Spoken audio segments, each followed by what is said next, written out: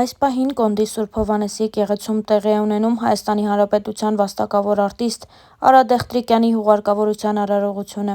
Այն կշարունակվի մինչև 13:00-ն։ Նշենք, որ սիրված դերասանը կյանքից հեռացավ մարտի 18-ին 60 տարեկան հասակում։ Արա Դեղտրիկյանի անժամանակ մահը ցավալի է ողջ հանրության, նրա գոլեգաների ու հարազատների համար։ Հավելենք, որ երեկ Star News-ը բացառիկ կերպով ներկայացրել էր հոգեհանգստի արարողությունից կադրեր, դրանցից մի քանիսը այժմ ևս ներկայացնում ենք։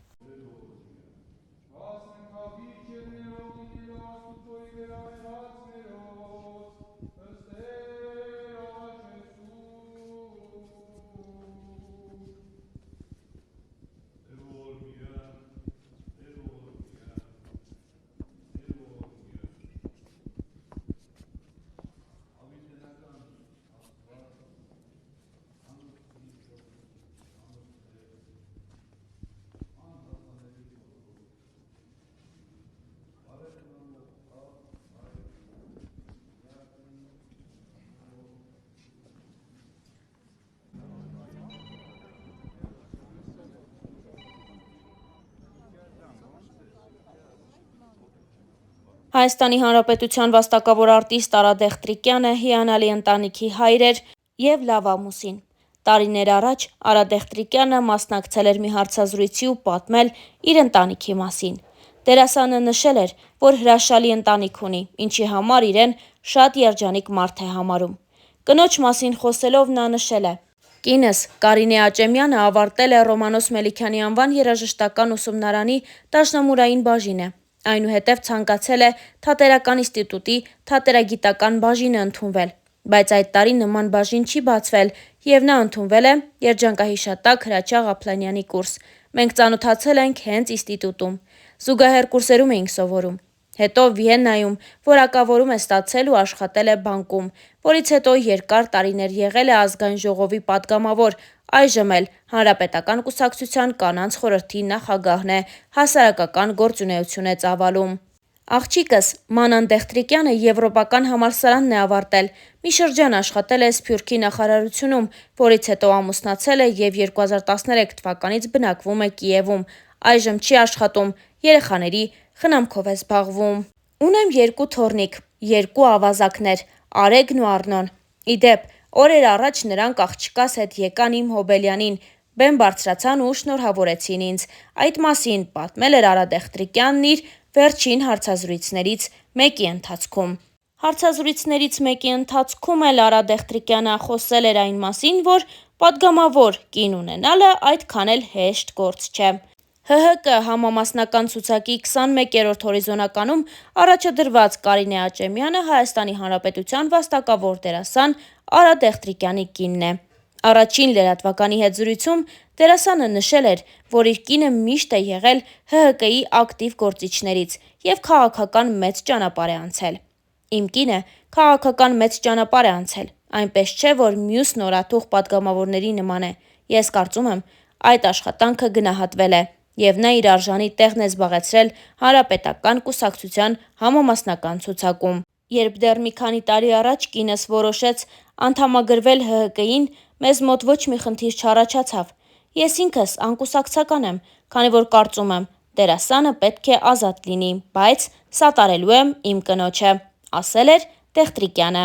Առաջին լրատվականի այն հարցին, թե դժվար չէ արդյոք դերասան լինելով հանդերձ լինել նաև պատգամավորի ամուսին, նա պատասխանեց. «Պատգամավորի ամուսին լինելը դժվար չէ։ Իհարկե, լինում են ինչ-ինչ հարցեր, որոնց շուրջ մենք տարբեր տեսակետներ ենք հայտնում, բայց երբեք վեճեր կամ խնդիրներ չեն առաջացել։ Մեր աղջիկը ևս այս հարցին նորմալ է վերաբերվում»։ Վերջում Արա Դեղտրիկյանը հավելել է. «Ես կցանկանայի, որ քաղաքականությամբ զբաղվող մարդիկ անցնեն քաղաքական ճանապարհ։ Եթե մարդկանց թվում է, որ Ազգային ժողովում հայտնվելը միայն կոճակ սեղմելն է, շատ են սխալվում», նշել էր սիրված դերասանը։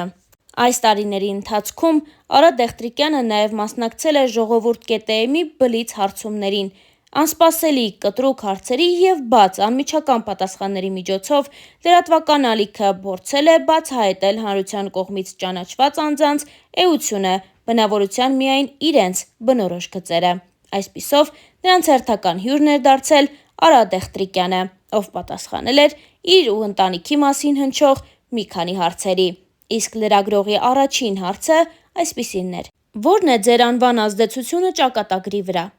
Կարծում եմ, այն վատ չի ազդել, դրական է անդրադարձել իմ կյանքի վրա։ Ես գոհ եմ իմ անունից, հարմարված եմ դրա հետ, ընկերներս էլ են սիրում այն, նշել էր դերասանը։ Ամենաանտանելի բանը կենցաղում ո՞րն է։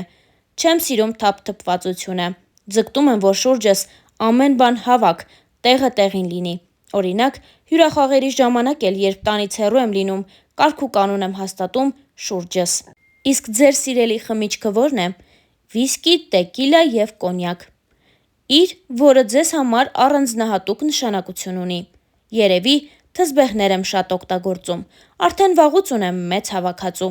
որը իրենց նվերներով համալրել են նաև մի շարք հայտնի ճանաչված անձինք։ Օրինակ, տանը հեռուստացույց դիտելիս միշտ ձեռքիս թզբեհ է լինում, մի քիչ պապիկական սովորություն է, ծիծաղով նշել էր դերասանը։ Ո՞վ է ձեր սիրելի արտիստը։ Շատ են։ Օրինակ, միշտ հիացած եմ եղել Ավետ Ավետիսյանով, նա մեծագույն, հոյակապ դերասան է։ Ինձ համար շատ սիրելի են Խորեն Աբրահամյանը, Մհեր Մկրտչյանը, իսկ արտասահմանցիներից Ալ Պաչինոն, Ջեք Նիքլսոնը։ Մարդ, որի ազդեցությունը ձեզ վրա մեծ է եղել։ Այս հարցին դերասանը պատասխանեց հետևյալ կերպ. Ես միշտ սիրով շեշտել եմ, որ իմ ստեղծագործական կյանքում մեծ դերակատարություն է ունեցել առաջին ուսուցիչս, երջանկահիշատակ բեմադրիչ Զավեն Տատինցյանը։ Նրանից գիտելիքների և փորձի հսկայական պաշար եմ ստացել։ Ձեր կյանքի ճակատագրական պահերը որոնք են։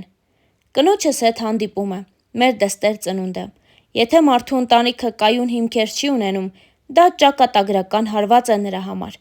Այդ առումով ես երջանիկ մարդ եմ։ Լավ ընտանիքը կյանքի մեծագույն պարգևն է։ Թերահավատ եք, մեկուսի, թե անհամբեր։ Թերահավատ չեմ, մեկուսացում չեմ սիրում։ Նախընտրում եմ լինել ընկերական շրջապատում, շփվել հաճելի մարդկանց հետ, անհամբեր էլ չեմ, նշել էր դերասանը։ Հաջորդ հարցը այսպիսինն էր. Տղամարդկանց մասին ամենամեծ միֆը ո՞րն է։ Որ ասում են, թե տղամարդիկ ուժեղ սեռի ներկայացուցիչներ են, կարծում եմ, դա չափազանցված է։ Կանայք տղամարդկանցից շատ ավելի ուժեղ են, եթե նույնիսկ հաշվի առնենք միայն այն, որ նրանք կարող են երեխա լույս աշխարհ բերել, դիմանալ մի շարք դժվարությունների։ Ո՞վ է կործանված մարդը։ Նա, ով չգիտի սիրել և չունի հումորի զգացում։ Զղջում եք, որ։ Փորձում եմ ոչ մի բանի համար չզղջալ։ Կարծում եմ կյանքում մեծ, զգալի սխալներ թույլ չեմ տվել։ Ձեր սիրո առաջին խոստովանությունը ինչպիսին եղավ։ Դա ես արել եմ ապագա կնոջս բանակից վերադառնալուց հետո, ինստիտուտում։ Ի դեպ, նա մինչև հիմա հիշեցնում է, որ ես իրեն հեռախոսով եմ ամուսնության առաջարկ արել, ծիծաղով նշել էր սիրված դերասանը։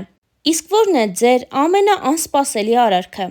Առհասարակ, ես սիրում եմ անակնկալներ մատուցել ընտանիքիս անդամներին։ Երբ նոր էի ամուսնացել, մի սեփական տան բակում գեղեցիկ վարդեր տեսա։ Տիրոջը շատ խնդրեցի դրանք վաճառել ինձ։ Կինս ասում է, որ այդպիսի վարդեր մինչև հիմա չի ստացել։ Դրանք ավելի քան 20 օր չէին թառամում։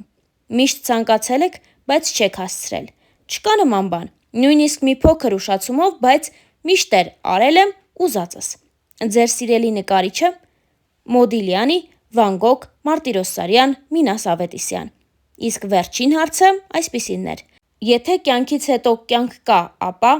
ես ռեալ եմ նայում նման հարցերին, ապրում եմ այս պահով, բայց եթե նման բան կա, ապա կցանկանայի, որ այդ կյանքն էլ հետաքրքիր լիներ, իր վերջին հարցազրույցներից մեկում նշել էր Արա Դեղտրիկյանը։